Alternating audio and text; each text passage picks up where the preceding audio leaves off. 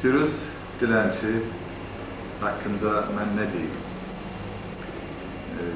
Gözəl Azərbaycan şairidir və Cənubu Şimalı Azərbaycanın şairidir bu. Biz indi bu tərəfdən Firuz, orada da kitabı çıxmışdı Firuzun, burada da kitabı çaba hazırlanır Yasin nəşriyyatında. Orada da şeirləri çıxmışdı, burada da şeirləri çıxır. Yəni Firuz Dilənçi bütöy vahid Azərbaycanın şairidir. Bu da onun taleyidir. Mən bu taleyi əsas çəkirəm ki, bütöy Azərbaycanın şairi olasa. Yəni Firuz cismən oradan ayrılıqdır. Firuz yenə də o Təbrizdir, o doğma torpaq dolarla eyni hava ilə nəfəs alır. Və mən Firuzdan sonra görüşəndən, burada görüşlərindən sonra arada Təbrizə getmişdik. Böyük Nizami jubileyidir.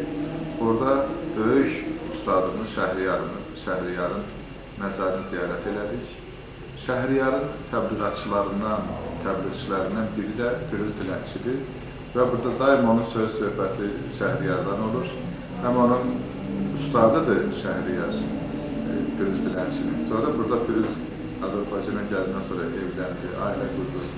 Bir gözəl oğlu olub, adını da Şəhriyar qoydu. Deməli, burada mən bir şeirim var, orada axır belə qutarır ki, deyirəm o, millət Şəhriyarsız yaşaya bilməz, millət təzələndi Şəhriyar ilə.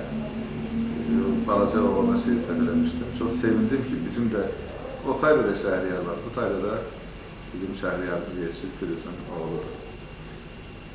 Mən nə deyim, Firuzla olduğum günlərdə, mən onun gələcəyinə inanıram, indiki günlə də inanıram. Firuz vətəndaş adamdır, qeyrətli olandır, çox belə gözəl insani keyfiyyətləri var, gözəl mütaliə edir, bir neçə dil bilir, fars ədəbiyyatını, ərəb ədəbiyyatını çox gözəl bilir, onlardan tərcümələr edir, öz yeni kitabını hazırlayır, yaradıcılığını inkişaf elətdirir. Və mən elə bilirəm ki, belə bir gənclə mənim yoldaşlığım, dostluğum, bu mənim özümdə taleyimdir, mən çox şadam buna.